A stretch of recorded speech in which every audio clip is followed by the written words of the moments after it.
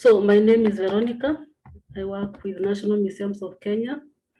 And my topic today is about vegetation history and paleoenvironment of Lake Magadi and Koora Graben, which are both located at the southern part of Rift Valley.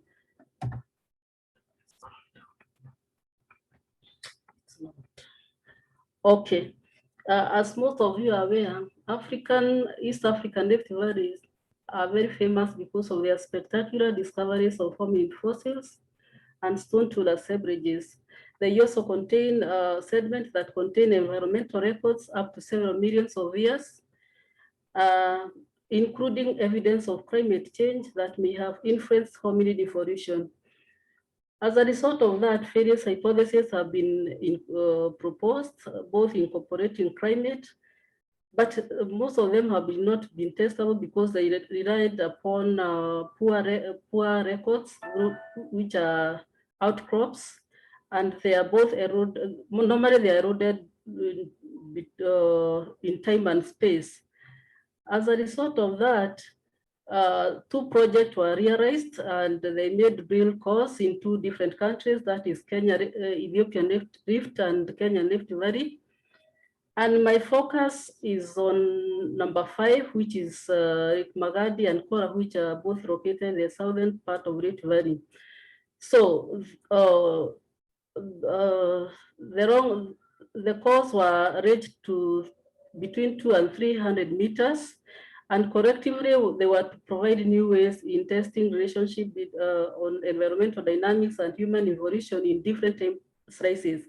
And my study focused on number 5, which is at the bottom, number 5. So this is the general location of the study area. We have Koora Basin here, which is 15 kilometers away from Robosaire, and Magadi Basin.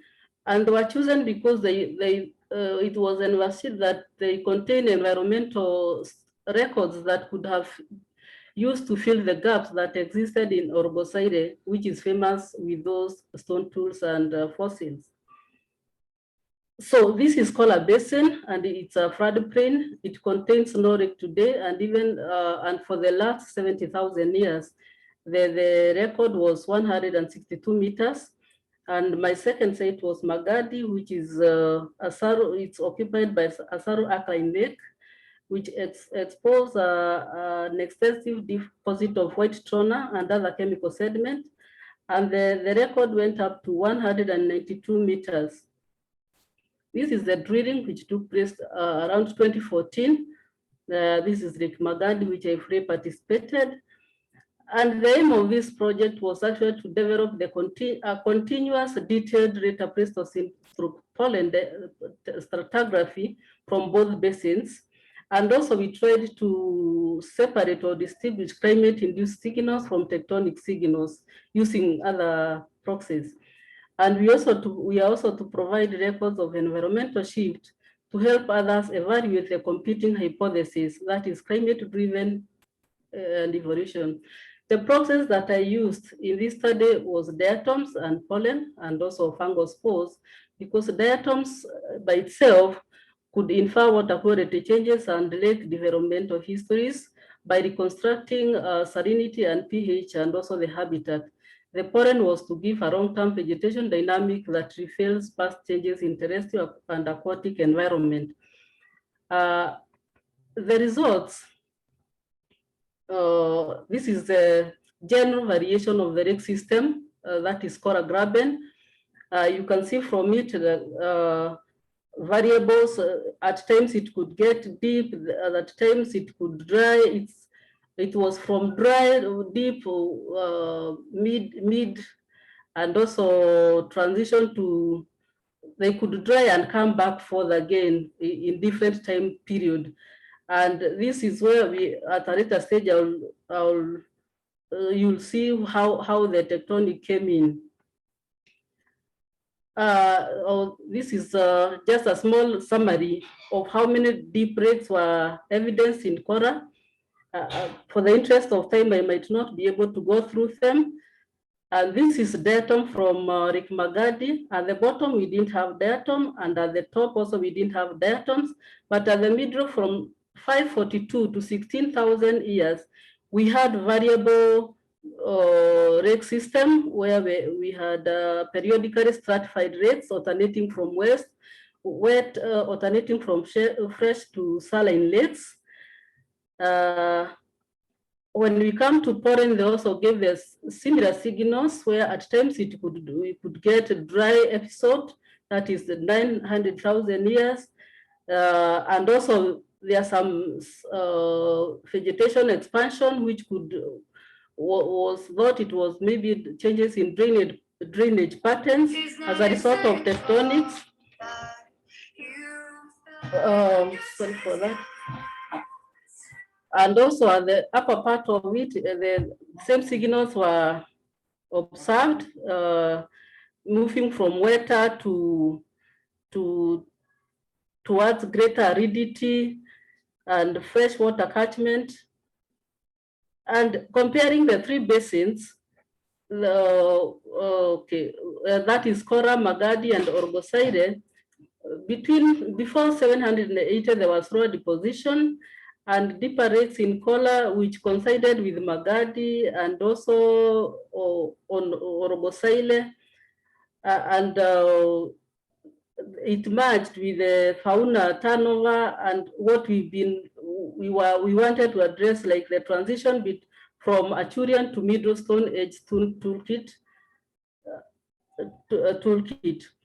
And when we did the regional comparison, the signals could also match other other lakes like Turkana, like the fluctuating water from the last 2,000 years.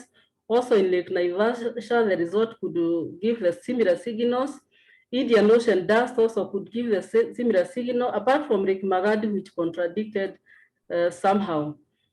Isolation variability also, there are some similar patterns, as you can see, that could match the findings of the both basins. But in conclusion, we were able to find out that all the basins experience large water, freshwater rates in different time periods, and thereafter some of them dried out with a considerable variability, and some of them even turning to more saline condition, which occasionally dried out. There was also an evidence of Achurian MSA which coincided with the period of intense aridity, that is before 320K. There was a major variation in transition of the culture that between 360 to 75 from both basins, and also isolation variability. The mammalian extension, that was also our major finding, that between 528 to 322, it overlapped within a period of intense aridity. Other data, like the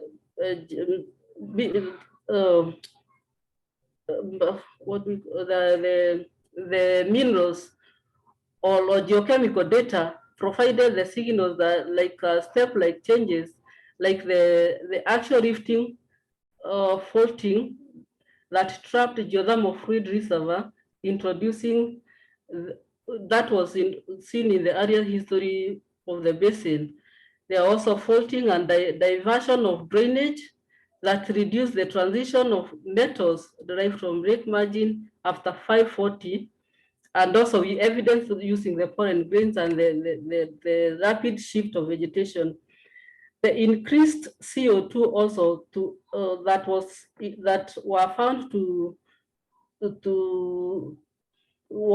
also to form the thick trona deposit after 105, and also the creation of host and grabens, topography that modified accommodation space, which was experienced after the deposition of Roruga beds. I think that's the end of my talk. And I would like to thank all these people because of their eminent contribution on this project. Thank you. Excellent. Thank you very much. We have one question. Annette.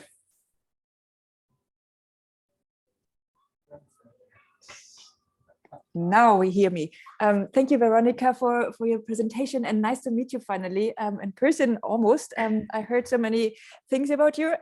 I have a question because I'm so interested in the time frame between 700,000 and 900,000 years, and I think I missed this time frame. How does your section look like for this time? I thought I saw a dry basin. Do you? Is that correct? Sorry. Yeah. Let me go back and yeah, thank you.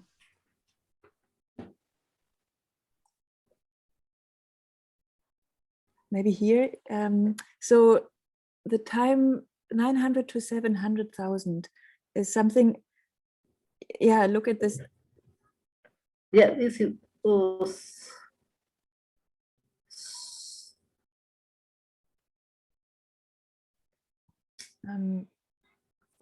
sorry. Should be somewhere. I'm sorry, just a minute. I mean, here, for example, you don't have any information from the pollen record? Around here? Yes. So pollen are absent and the diatoms are also absent. So do you have an explanation why they are absent here? Is there no lake, or is it just because they underwent a dissolution? What is your? Yeah, from Baker and Michel, 1976, they indicated there was a rift. There was a fold that happened during that time, which created an accommodation space. And I think either volcanic eruption that took place to create more accommodation space. So you think it's not climatically driven that you don't have any information for this time frame? It's more tectonic driven because you didn't have a lake possible to form here in this region. Right? Personally, because I did pollen and diatom, there were no diatom at that particular point, and maybe from those who did geochemistry, but they didn't found any evidence of that kind. Okay, this is interesting. Okay, maybe we can contribute to this question later. Yeah, thank you. Excellent, thank you. Next question by Simon Riedel. Yes, I was wondering about the diatom preservation in the Magadi Naton area in general. And maybe you can talk about this. And do you know if there are any outcrops additional to the core? Sorry? Are there any outcrops in the Magadi Natron area that confirm the core data, and how is the preservation in general especially in the Magadi area, because the geochemistry is rather extreme there? Yeah, the preservation in Magadi was quite good, especially with pollen, but with diatom, it was only at the middle section that there were diatoms. At the top level, it was full of trona, and the preservation was not possible. And maybe at the bottom, the dissolution was very high, and at the top. But the preservation of pollen, it was quite good. But I don't think there were pariosols or outcrops in Magadi. Unlike the Koora Graben, where we had so many pariosols. Yeah, exactly. Yeah. Thank you.